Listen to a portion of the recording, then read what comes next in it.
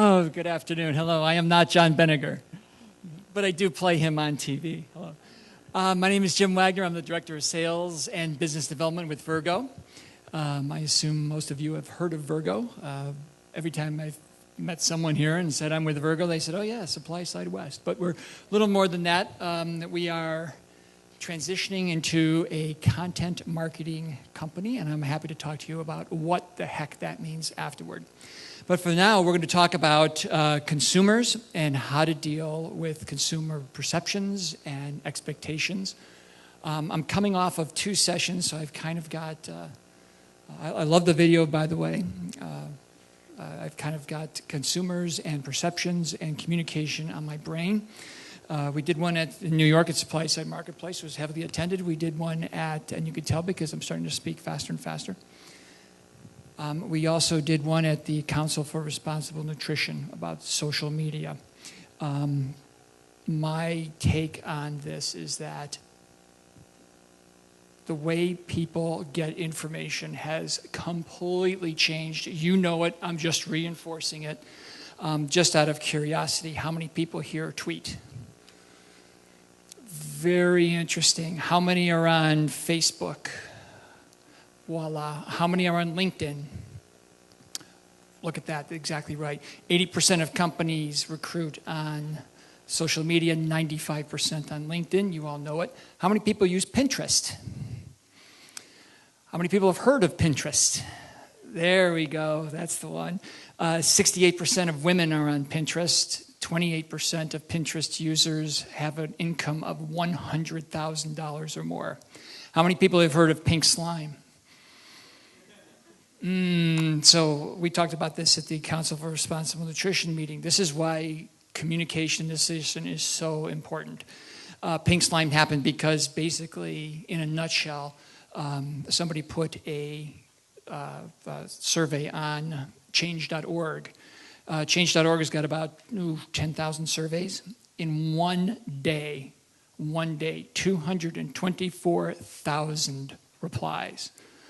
It absolutely changed the discussion and changed the landscape. So communication is highly important. The speed of communication is outrageous and getting faster. So that's what we're going to talk about a little bit today. And our first speaker, sorry about that. Our first speaker is Maria Bailey from BSM Media. Maria is the award-winning author and host of Mommy Talk Radio, host of Good Day with Doug Stevens Show, co-founder of Mom TV. She is on Twitter. You can look her up. It's BSM Media. And by the way, I am also on Twitter. So I've had a remarkable little journey here in the last couple of months. And I went from 0 to about, just 250 of some people I communicate with. My handle is Jim Wagner Media. If you go on Twitter and tweet me right now, I will tweet you back. And obviously, I'm not under 30 years old, so someone told me to put this little asterisk. I do my own tweeting. No one does it for me. So with that, let's bring up Maria Bailey.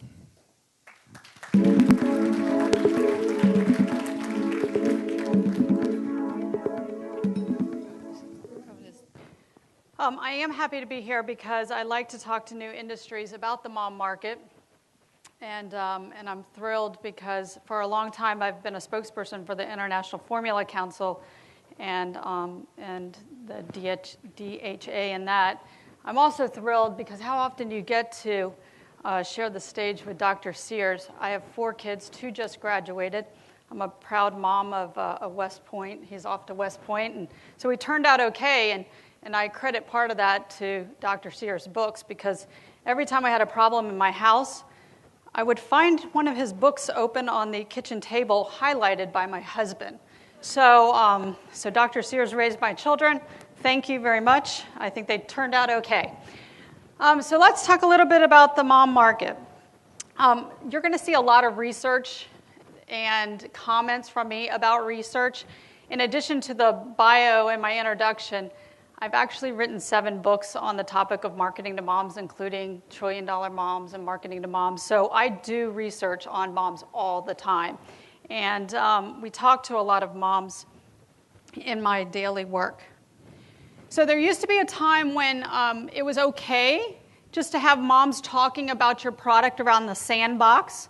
But as we have very quickly learned, now there's this virtual sandbox. It's called Facebook, it's called Twitter, it's called Instagram, where moms are talking about your products, not around the sandbox down the street, although they still are doing that. They're also talking about your product around the sandbox. That's their wireless device. So you as a marketer have to be a little bit more integrated, innovative, and creative in the way that you talk to moms. And in reality, it's not about talking to moms anymore. It's about marketing with moms because they're your messenger and they're your brand extension. So throughout my research, often people will ask me, how do you talk to moms? How do we get our message across to them? What are the words that we put on our packaging? What are the words that we talk about when we put something on Facebook? Well, for the last 12 years, I've done research around the world, and it all comes down to 5 core values. And these 5 core values are things that motivate moms to buy products. And they're pretty consistent around the world. The first one is about saving time. She wants convenience, and she wants you to recognize that her time is valuable. She's about value, and value doesn't always mean the cheapest when it comes to moms, because moms do a lot of research on products, and they want it to work, and they want it to last. They're motivated, and their value is around the health and safety of their children. That's pretty logical. Keep my child safe and help them to be a healthier child. She values children enrichment. She wants you to help her be a better mom. And you know what? She's so busy, she doesn't have time to think of everything. So if you help her think about these things before they actually happen in her life, she actually develops a really good relationship with you. And then finally, she values simplicity and balance. Just help her bring some kind of balance to her chaotic life. Create solutions for her. So when you're marketing to a mom, fortunately for you, there's a lot of different hats that she wears. And in each one of those roles that she plays, she's a messenger for your brand or your product. So whether she's the chief medical officer of her home, or she's a chief archiver, or she's an event organizer in her community, or a sister, or someone who's taking care of an aging parent, she has the opportunity to talk about the benefits of your product. So when you talk to a mom, don't forget that she wears a lot of different hats, and although you might be having a conversation with her as a mom, she also has multiple roles in her life where she can carry on that message to fellow women and other people in her lives. So if you think about those 5 core values, they link directly to 5 motivators that motivate a mom to buy a product. And by the end of these 3 slides, if you're a man in the room, you will probably understand the woman in your life a lot better, I assure you, okay? I've had men leave, call their wives, come back and later apologize and say, I'm sorry I left in the middle of your presentation. I had to tell my wife I understand her. So first of all, a mom is motivated by nurturing relationships. She nurtures relationships emotionally and physically with people, with brands, with things that she loves. This is why if you don't call her, she gets mad, because that's the way she nurtures relationships. She likes the communication back and forth. She's motivated by sharing. She shares stories, product information, life experiences. This is why moms have adopted social media so much, because it made it easier suddenly to be able to share, hey, you know, the baby won't stop crying, or hey, does anybody know the best shampoo to buy for my child because they have lice? She believes to use technology helps her bridge that gap that she had in sharing that kind of information. Then she is motivated by doing things simpler and better, okay? Why? Because this is an outward sign of her personal success. How many men have ever heard a woman say, no, I'll do it. I got my way of doing that, okay? That's because she's built this kind of ecosystem of the way she does things, and if she gets it done faster or better, well, it makes her feel better. It makes her feel more talented or skilled in some area of her life. She's motivated by raising happy, healthy children, of course. And then finally, she's motivated by a sense of accomplishment. Why? Because that's a measure of her success. Another thing you might have heard coming home to a woman, I didn't get anything done today. I couldn't cross anything off my list. Women keep lists because doing this gives us a sense of accomplishment. And we're motivated by that. The more things that we can cross off the list, the happier we are, okay? So where do those things lead to? Well, nurturing relationships gives us connections. And that's why if you're a brand, you got to talk back to women. We're going to talk a little bit about social media in a second. It's not enough just to talk to a customer, particularly if she's a mom, and never speak to her again. Or to set up a Facebook page and say, hey, I want your feedback.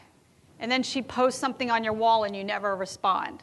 Because after all, that's like being a teenager and you go out with someone and they say, I'm going to call you, had a great time, I'll call you later. And it's next Thursday by the time they call. It doesn't work like that when it comes to a mom. She wants two-way communication. And then sometimes moms share out of social obligation. A lot of times you'll hear a mom say, oh, and particularly with blogging now, moms will say, hey, you can get this week at Walmart, buy one, get one free on Coppertone water babies. Now, why does she say that? Well, she says that out of social obligation that she doesn't want another mom to go to Target and buy the water babies, Coppertone water babies at full price. Because after all, I wouldn't be nurturing the relationship with my neighbor if I didn't help save her money along the way as well. And then I just talked about that doing it better and simpler, the ecosystems that women build on how they do things. So what you need to do as a marketer is figure out, how does my product fit into her ecosystem? Does she want to keep her children healthy, and my product actually is an easier, faster way for her to do that? Is she trying to keep her children healthier or herself healthier, and maybe I can bundle my product together with an adult portion and a child's portion to make it easier on her life? Figure out how you fit into that ecosystem, and you'll be hitting the target. She's motivated by raising happy, healthy children. She likes to archive that and be proud of that journey that she's on. And then finally, the interesting thing about accomplishment. Sometimes moms accomplish things out of something we call friendly competition. That's the mom who sends out the Christmas card on the day after Thanksgiving that has all her kids dressed alike. You love it, you love the picture, and what she's really saying to you is, look, I had my act together and I got it out, okay? She's happy she sent it, makes you feel terrible, but it's friendly competition. And when you see in mom marketing these contests on Facebook, vote for the prettiest baby, or that one's been going on forever. What they're doing is leveraging that friendly competition among moms. And moms really don't mind it because it allows them to brag about their family without really bragging. So how do you, as a marketer, leverage these kind of things? Well, certainly loyalty programs help a mom nurture her relationship with you. It allows you to develop a communication plan where along the journey of talking to her about your product, she's being rewarded and the conversation continues. There's also, and this is actually an initiative that has been very easy in the last couple of years with social media, a lot of companies are creating mom ambassadors. Those are moms that are huge fans of your products. And you're probably saying, well, how do I find them? And I'm going to tell you in a minute when we talk about social media. And embracing those women and having them become part of your brand evangelists. There's partnership with like-minded companies. And then when it comes to sharing, by giving them the opportunity to refer their friends to you and be rewarded in some way, and the reward doesn't always have to be a discount or monetary refunds. It could be exclusive information. It could be opportunities to appear on your blog, on your company. There's a lot of different ways to reward a mom that doesn't have to be monetary. Doing it better and simpler. Packaging, take a look at your package. Maybe it's not the most suitable. This is a product, well, two products actually, I keep in my pocket. Well, I don't always keep this one in my pocket. My Lipton iced tea, my green tea. It's an easy, fast way for me to drink green tea. And I'm famous for having one of these green packets wherever I go. The other is Pre-Mama.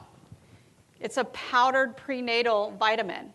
So for a mom who's been gagging on prenatal vitamins, it's got your omega and your DHA in it, but now she doesn't have to gag on it, and it's tasteless, and she could put it in with her green tea. So think about how you're packaging the product for mom. Maybe there's a simpler, better way to do it. And it took a guy from Brown in the back there to come up with that one. Anyways, and then, of course, raising happy children. And then think about how you can give her the sense of accomplishment. Is there something that she's doing already that you could make simpler for her? And a lot of that goes back to the packaging or the way you present the material.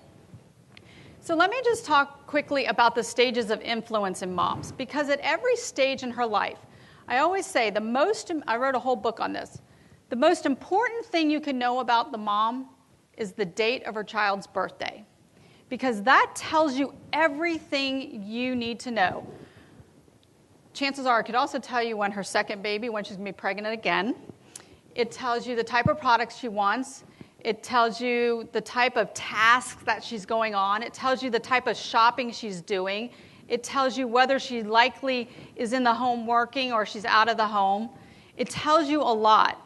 And at every stage of that child's age is a different way that you can market to her.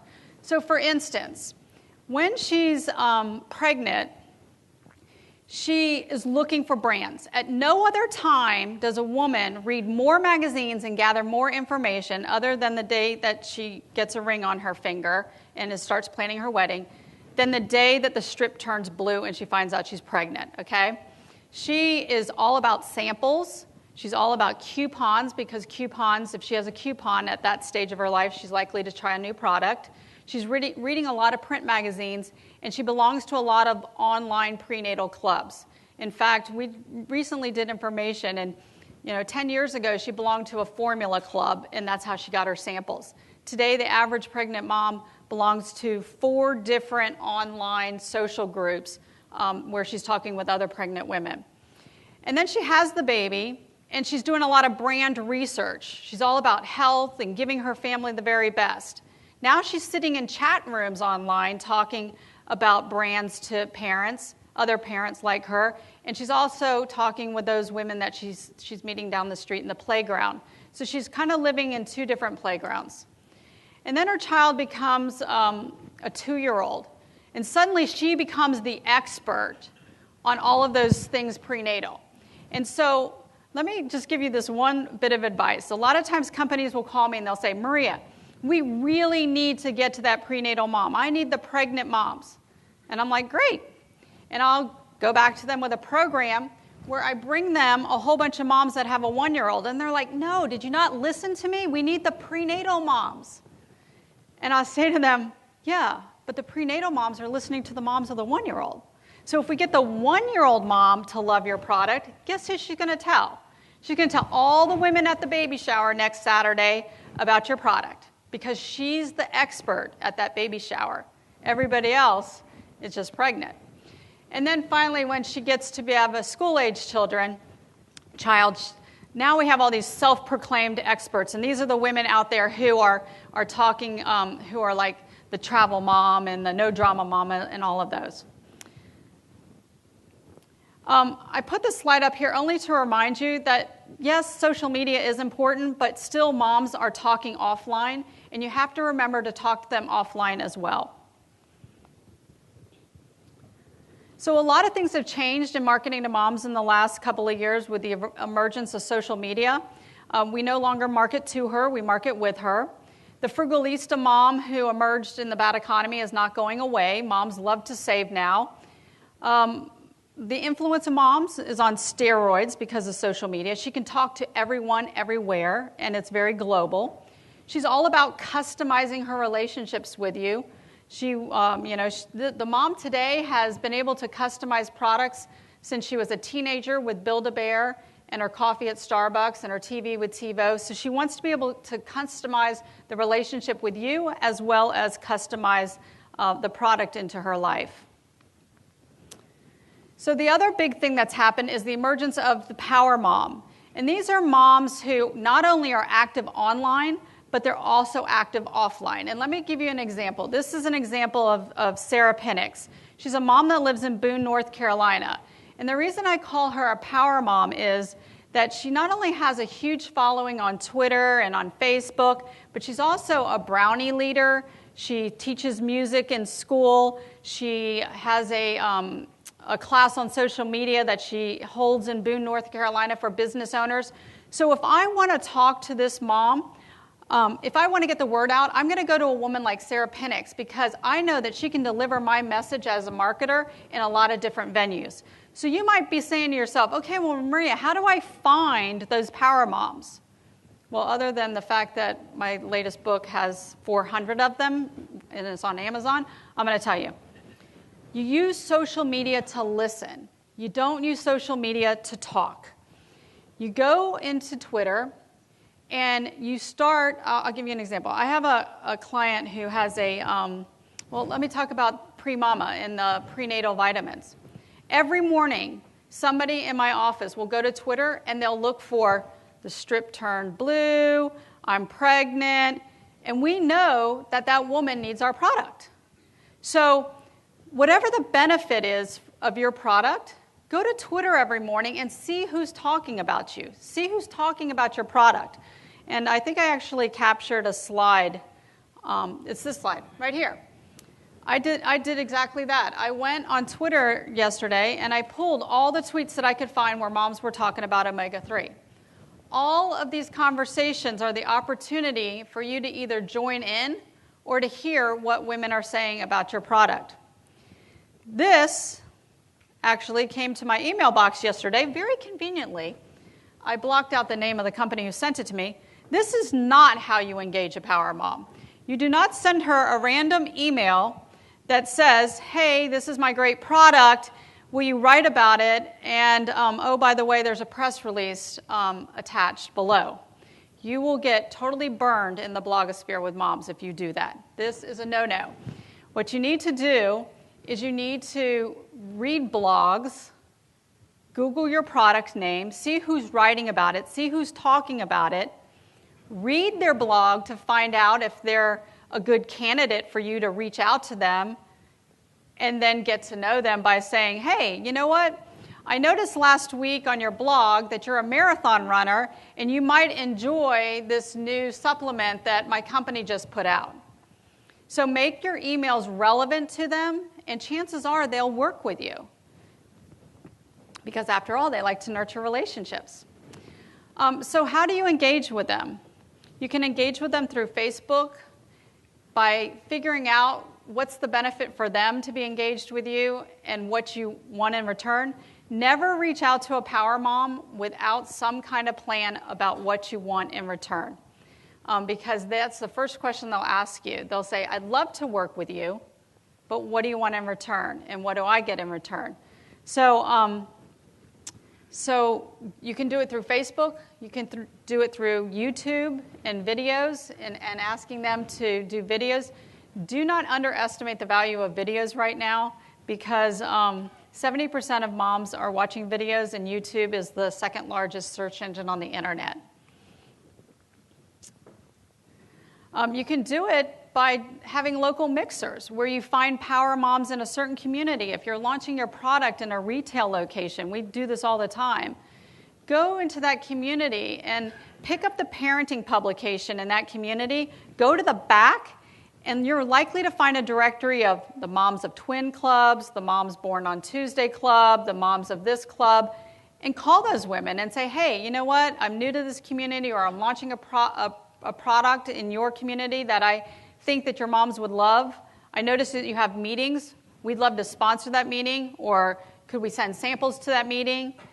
Get to know those moms, because those moms who are running those groups at the back of the parenting publication, those are the power moms that you want to be able to talk to. I'm going to flip quickly through these because They just illustrate the fact that a lot of companies are going after bloggers as a way to have them review your product.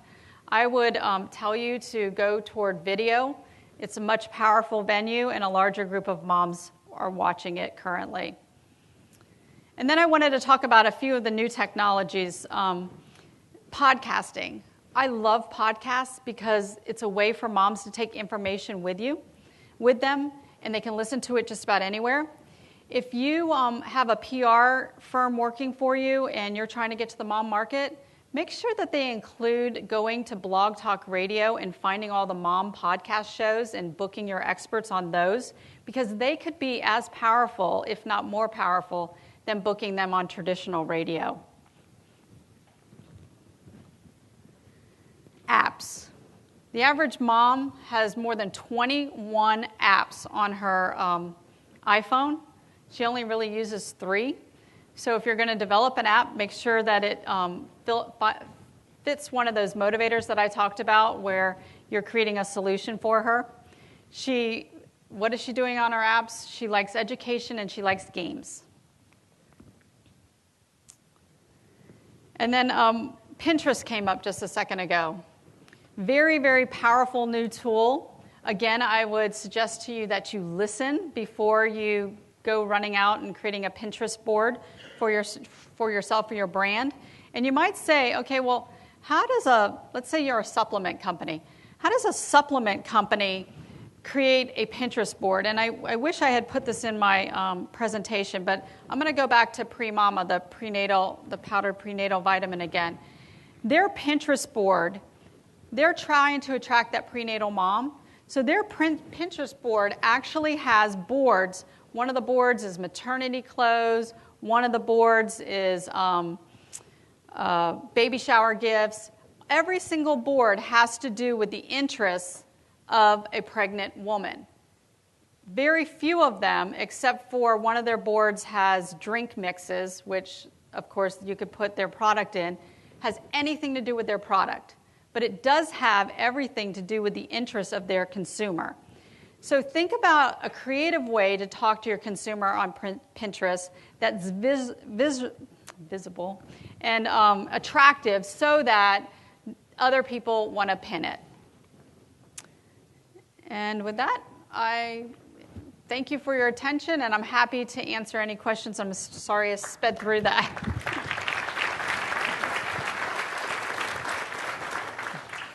Maria does have to leave us, so we'll take questions for her right now. Any questions for Maria? I'm going fishing, actually. That's why I'm fishing. I'm going fishing in Costa Rica.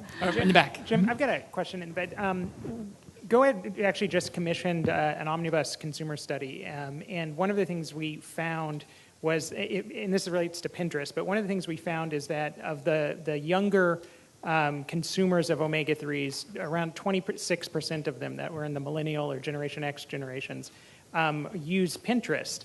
And if you look at the non-users of omega-3s in that same age group, the number fell to around 9%. And it kind of stymied us. We didn't have any idea why this was. They aren't necessarily looking for health information on Pinterest, but what about an omega-3 consumer who is more active and healthy and in general would drive them to use a social media tool like Pinterest versus the non-users in that same group? Well, I kind of would take it one step backwards and say that if that millennial was using omega-3, it's probably someone that's very well informed and is a seeker of information, and that's probably what led them to use omega-3. And if you stay with that particular behavior, it would make sense because Pinterest is just another way to discover new information and new products. So it probably goes hand in hand with the type of behavior that they originally found the product. Also, the consumer, I think we already mentioned this, on Pinterest has a higher income. You know, it really is about a lot of purchase power and making wise decisions. So it's another way of e-commerce, actually. Actually, I have a question about experts. Okay. How does an expert talk to a mom compared to a dad? What's the big difference for this audience? Moms will listen. and ask for direction. So how do they know? That was a joke. That was a joke. Sorry. It's my southern sense of humor, I guess. Actually, we just did research on dads, and dads are more likely to search Facebook for discounts and coupons than moms are, which kind of astonished me. But moms like to hear from experts, and one of the things that I'm going to steer you toward, if you have an expert with your product on video, it does not have to be like just professionally done. They love to get expert advice in sound bites of 3 minutes or less. It's a great way to build a fast library on YouTube. Moms like video because they can stir the mac and cheese and watch the solution for colic on YouTube and accomplish two things at once. As a company, they love to have access to good information. And particularly in the nutrition and health area, when I ask a mom, what's the first thing you do? They'll tell me they go to their website. And then I'll say, okay, well, what are you looking for on that website? Well, I want to know that there's an expert behind the product.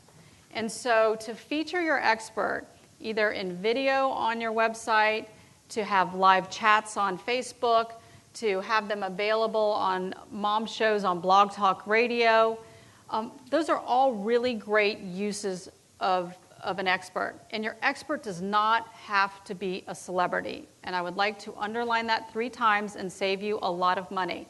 They do not have to be a celebrity. Dr. Sears, I didn't mean to take any money out of your pocket there.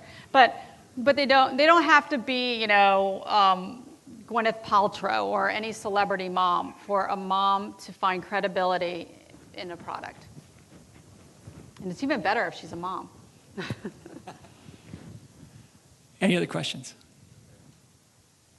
Well, thank you, Maria. Thank you so much. Thank you very much, everyone, for having me.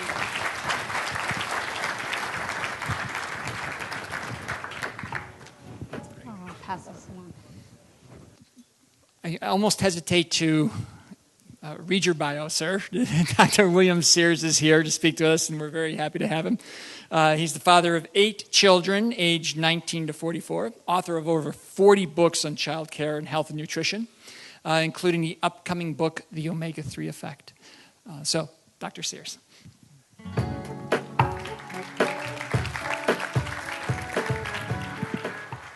Thank you I know you're happy that I am the last speaker. So, thank you. And Maria, thank you for the compliment. One of the greatest compliments I have had as a writer is that I write and think like a mother. So thank you. Anyway, the birth of the book. When I got interested in omega-3s, I found there was a terrific gap between the scientists and the simpletons. In fact, when we had in the birth of the book, we had a roundtable discussion for one full day at our home. And I had invited 6 of the top experts in the world whose combined publications were over 1,500. Many of you are here today. And myself around the table. My wife walks in, she says, "Oh, we have a meeting of the scientist and the simpleton." Well, I am the simpleton. So today I'm going to talk with you about making omega science fun, communicating with the consumers. If they laugh, they will buy. If they understand it, they will buy. And really, there is a great awareness of omega-3s. I agree with that. But there is not a great understanding of omega-3s. And that's what I'm going to do today. I'm going to take you into my medical office and, like Maria did, how to talk to a mom in a perhaps a little different way than you've heard before. Okay, let's go to my favorite medical journal, Time Magazine. A couple weeks ago, they had a cover. And I thought, wow, that is the oldest delivery system for omega-3s. And now Time Magazine did not intend that to be the topic, but after a media blitz that actually has turned out to be one of Time's most successful covers in the history of the magazine. Completely by surprise, shock value. But after about 20 media appearances because of this cover, I got a chance to talk about omega-3s, about how insufficient omega-3s are in the breast milk of today's mom, and how omega-3s build better brains. Why is breast milk better than the formula? It contains high omega-3s. Time magazine never intended this to be omega-3 cover, but it turned out to be an omega-3 cover. Anyway, we've had a lot of fun with that and a lot of jokes. Okay, let's go into my office. And I would like you to meet my partner in pediatric practice, in medical practice, Dr. Omega III. Now, Dr. Omega has many titles. She is a neurologist, an ophthalmologist, a cardiologist, a dermatologist, rheumatologist, immunologist, gastroenterologist, hematologist, perinatologist, any other ologist you want her to be. Now, can you imagine that if this little sign right here, we're in a waiting room of every doctor in the world, a patient looking at that said, wow, tell me more. And that's what got me excited about omega-3s. There has never, and I've been in practice for 40 years, there has never been a nutrient in the history of my 40 years as exciting as the omega-3s. It is the only head-to-toe nutrient that you can be excited about. It's the most fun nutrient to talk about, as you'll see in a minute. But it is a head-to-toe nutrient. And I developed this slide after being invited to China 3 times to talk at the Chinese Nutrition Society, where I was asking my translator as they were planning the session what they were saying, and the translator was saying, put the American on last because he's funny. You know, they wanted omega-3s to come alive. You know, you can sit through so many biochemical formulas. You have to make it fun. And that's what I'm trying to do by creating this character. And in my book, The Omega-3 Effect, basically, it's a series of office visits from Dr. Omega, from head to toe. It is the only nutrient that you can actually say that with.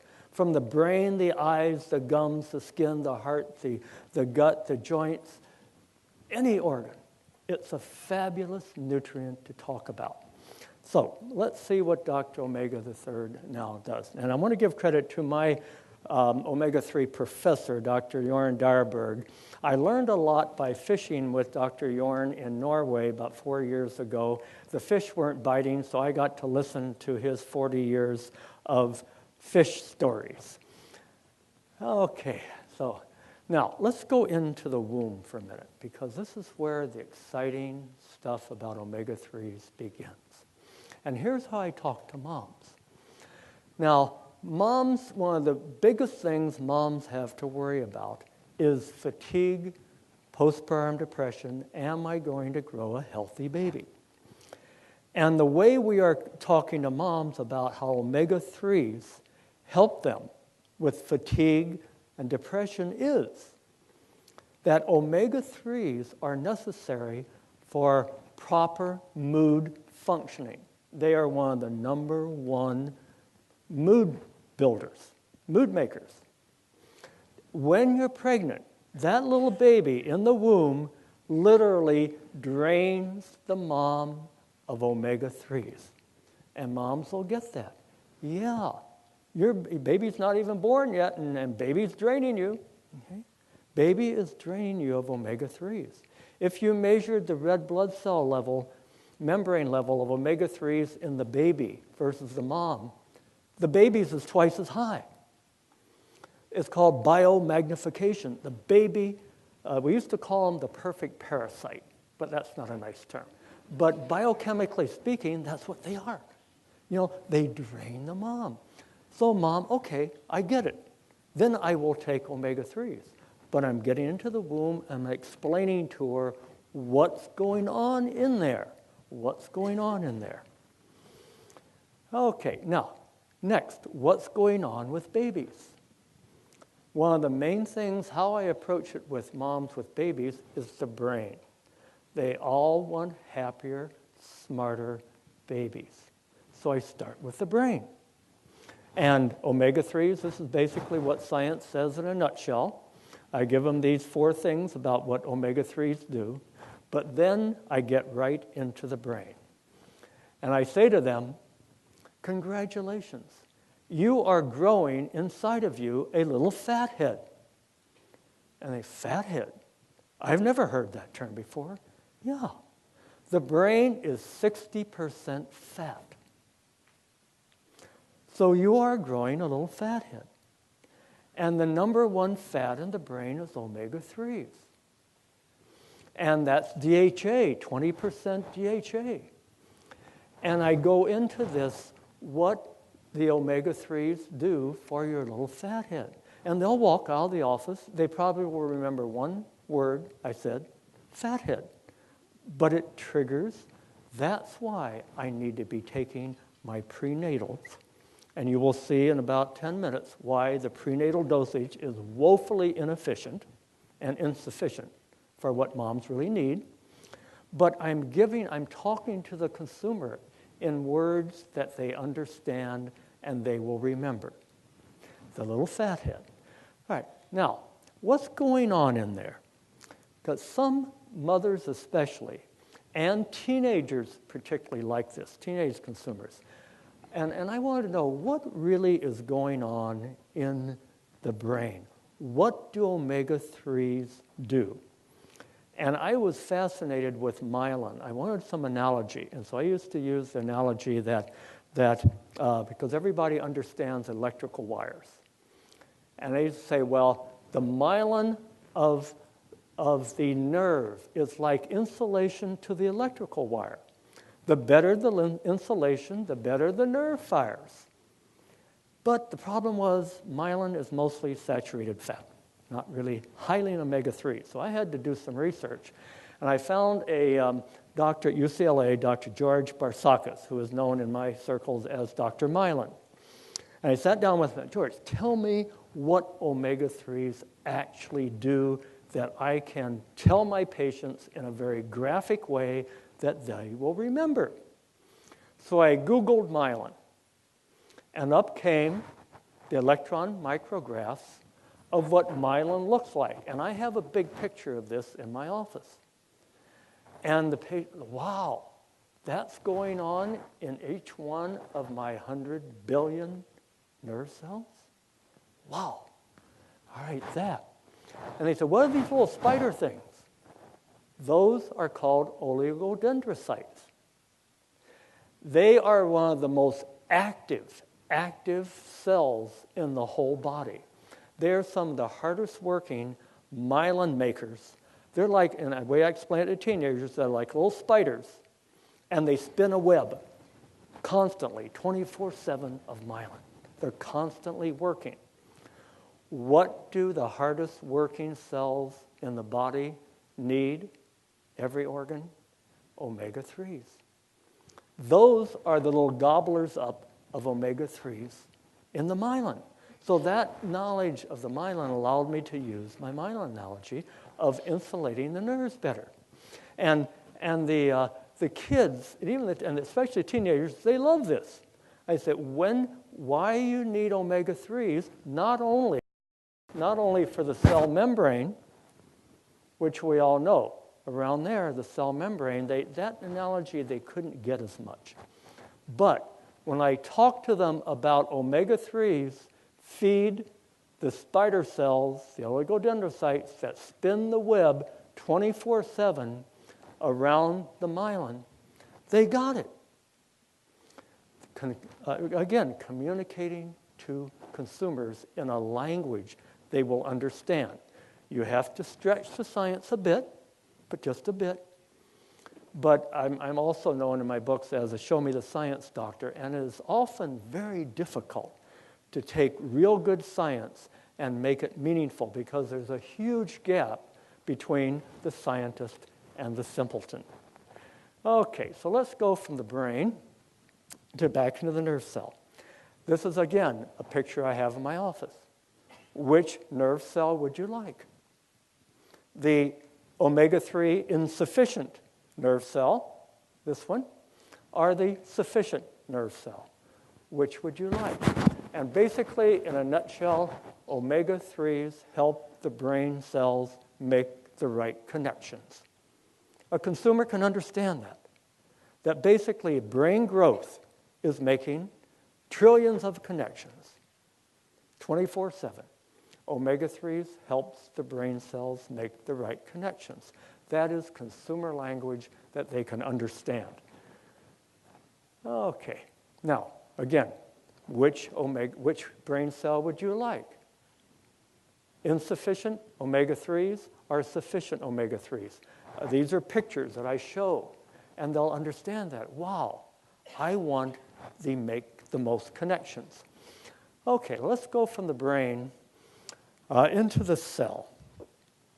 Now, here's where I really enjoy talking to my patients about omega-3s, because we as doctors say, a medical truism, your body is only as healthy as each cell into it, as each cell in it. So I use the analogy of hair conditioner, especially for the ladies, that omega-3s are to the cell. They condition the cell membrane very much like the conditioner you put on your hair. Now, during our roundtable discussion with all of our experts, I challenged them to tell me in simple language. I said, pretend you're talking to your mother or your daughter about how omega-3s work, how HUFAs, the highly unsaturated fatty acids, how they work in the cell in a simple way. None of them could do it. So I said, that's why we need this book. So I said, try something like this. Imagine the cell. Let's call it the CIA, the Central Intelligence Agency. And you have a highly unsaturated fatty acid, a HUFA. And the HUFA's applying for a job at the CIA. And the HUFA comes in and says, hi, I'm a HUFA, a highly useful, flexible agent. Okay? Oh, well, what do? The CIA director says. Well, I protect, I repair, I grow. And the best job I can do for you is I can help translate the secret signals from one cell to another.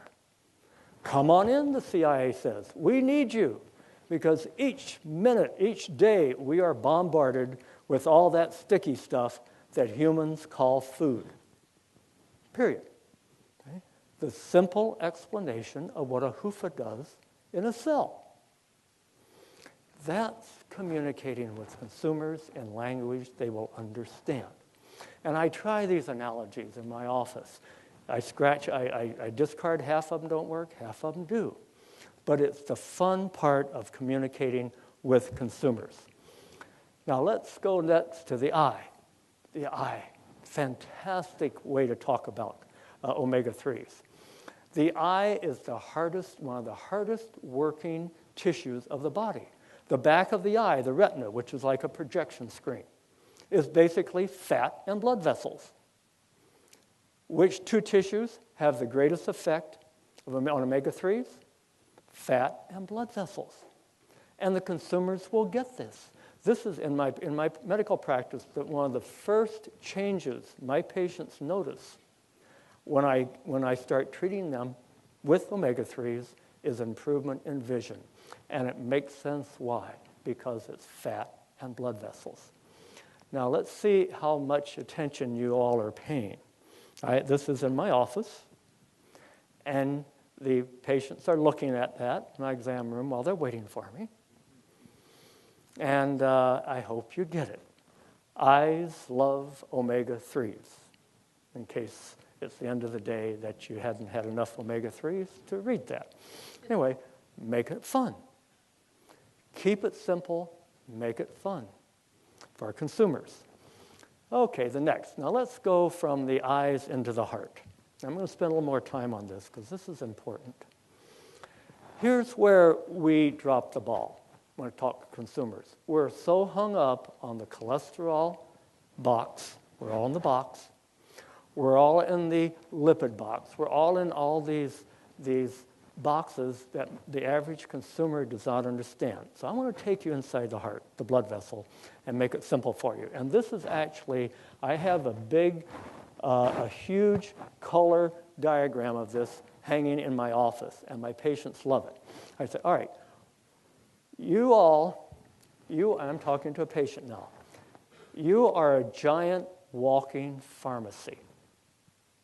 Inside your body, you can make just about all the medicines you're ever going to need. Now, where is that pharmacy? That pharmacy is in the lining of your blood vessels called the endothelium. The endothelium, the lining of the blood vessels, I call it the silver lining, which is the title of my next book on omega, which is going to be on endothelium. The lining of the blood vessels. If you would open up all the blood vessels and lay them out flat, it would occupy a surface area twice the size of this room. That's where our pharmacy is. Inside the endothelium are trillions of microscopic medicine bottles. I call them medicine bottles. They're actually secretory glands. This won the Nobel Prize. A friend of mine, Dr. Lou Ignarro, won the Nobel Prize for discovering this. And inside the lining of the blood vessels are millions of microscopic medicine bottles. And you are making medicines 24/7. Medicines that lower the highs, high blood cholesterol, high blood pressure. Medicines that raise the lows, antidepressants. Medicines that heal the hurts, anti-inflammatories. And the patient's listening to this. I can make that, doctor? Yeah.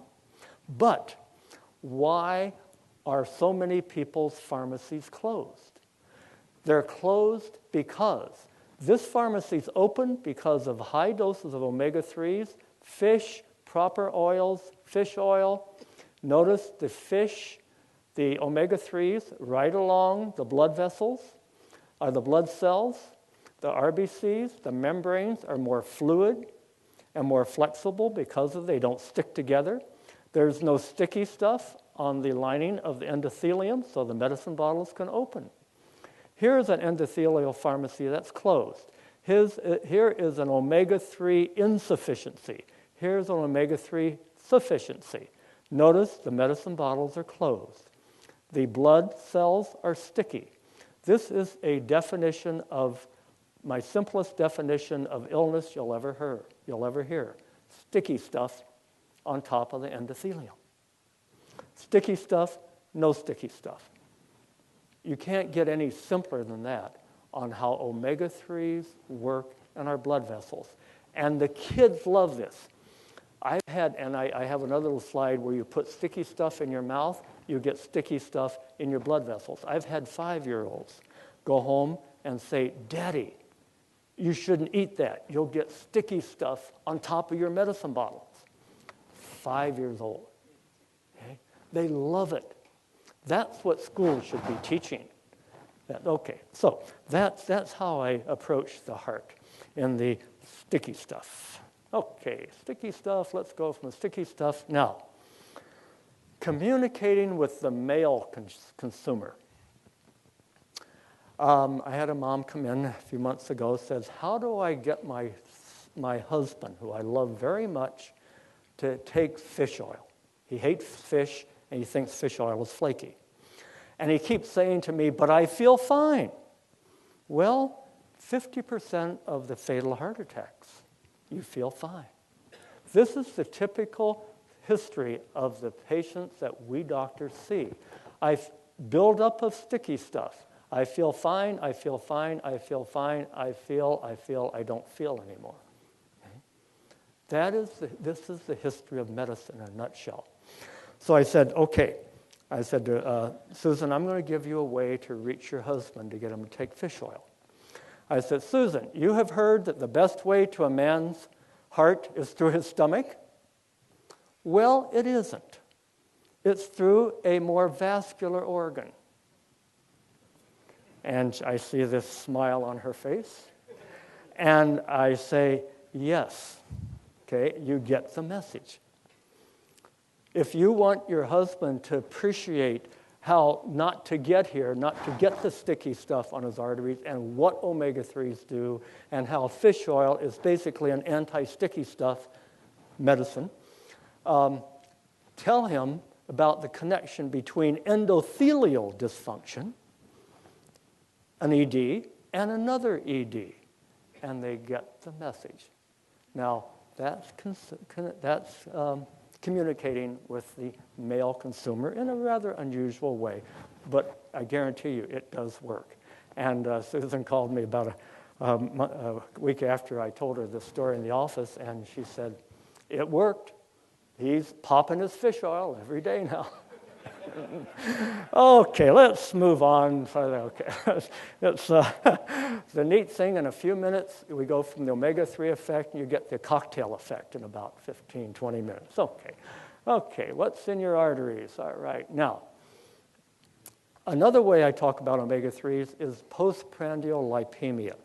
That's the biochemical definition. Basically, it's after-meal sticky stuff. The traditional standard American diet, SAD diet, is the sticky stuff level goes up after you eat. And I have a whole section in our book on showing the rise of blood lipids after you eat a big steak versus eating a big piece of salmon. And this is my illustration on how I make the point. Now, I have this in the book, and the initial illustration where I had sticky stuff here, it was going to be a little slam on McDonald's, and I had McSticky stuff, like McSticky, and the attorney in the publishing firm said I couldn't do that. I may be sued by McDonald's. And it's fun working with attorneys with books. But I did win one on the attorneys because I started using the term medicine throughout my book for omega-3s. And the attorney said, no, you can't do that. I will say, yes, I can. And so I gave them all the information. I gave them the fact that the military is using the term medicine. I gave them the fact that the Surgeon General, the former Dr. Carmona, used the term medicine when talking about omega-3s. So I won that battle in using the term medicine. But anyway, this is this. So I show this to my patients, and they get it. So if I eat seafood, I don't get the postprandial lipemia. But if I eat a steak, I do. But I had to work in a little sense of humor in a way that they would remember it. And I can't overimpress upon you the fact that when you're doing your promotional material, when you're giving talks, especially to consumers, keep it simple, make it fun. Especially the last talk. Okay, let's go on now. All right. We have an epidemic of Ds. How are we doing on the time here? Since our clock is off here, let me see on the time. I don't want to go over time here. Yeah, okay. Just winding down. We have an epidemic of Ds. I call this the Ds. All the Ds that we see every day. My whole day is spent from one D to another. And here's where omega-3s really shine. I have a slide like this in my office. Before and after. This is an 8-year-old boy, 1 month after an EPA DHA regimen, the improvement in the handwritings. Now, rumor has it, maybe Dr. Crawford would comment on this, rumor has it that the school teachers in England, after this study came out, wanted to hand out fish oil to the students and lobbied for it, but they weren't able to do it. Anyway, this is the type of graphics that consumers love before and after. It's anecdotal, it's one case study, but it makes a difference. And next, now talking to teenagers. I use the term like Intel inside, Megs inside. Inside your brain, it's like the Intel inside your computer, the Megs inside your brain. In the kids, I play Salmon Says. Like Simon Says. Salmon says The fish oil makes you smarter. Salmon says it'll make your hair prettier. Salmon says it'll make your skin softer. Make it fun. Keep it simple, make it fun. And let's wind down now. Now, let's go on to a little bit. We're running out of time here. Doesn't lower diabetes, but it lowers the complications of diabetes. And I use this in my office. I no longer use the term overweight in my office. I use the term pre-diabetic because it gets their attention. So you're going to find that doctors are going more towards shock value because we were wimps for a long time. It didn't work. We were wimps, parents were wimps, all this stuff. It's not working, so let's change our terminology. So an overweight child, an overweight adult, anytime I see an overweight patient, I just say, you're pre-diabetic. Johnny, you're pre-diabetic. Whoa. That makes a difference. Okay, so that's, and let's go on now. Hummingbird, I showed this, the hardest working muscles in nature. The hummingbird, the rattlesnake muscles, the king salmon swimming up a current. What are they high in? They're high in DHA. And again, athletes get this. Well, if hardworking muscles in nature are high in DHA, maybe I ought to be taking it. I love Mother Nature because she makes very few mistakes. Okay, the IBOD. Here's where the omega-3s really shine. Probably 4 or 5 times in a day, in my patient, a patient will come in and say, "You're an IBOD." A what? An IBOD. They haven't heard that term before, but they don't think it's something they want to be. An inflammation-ridden body. We have an epidemic of itises. Itises, head-to-toe itises. Omega-3s for itises. This is one of the main things where it shines in pediatric practice. I'm working on a book now called Help Your Child Heal. And my mission is to get omega-3s into hospital formularies. And this will be a charity book that I'm working on, and we have a lot of corporations who are going to be sponsoring it.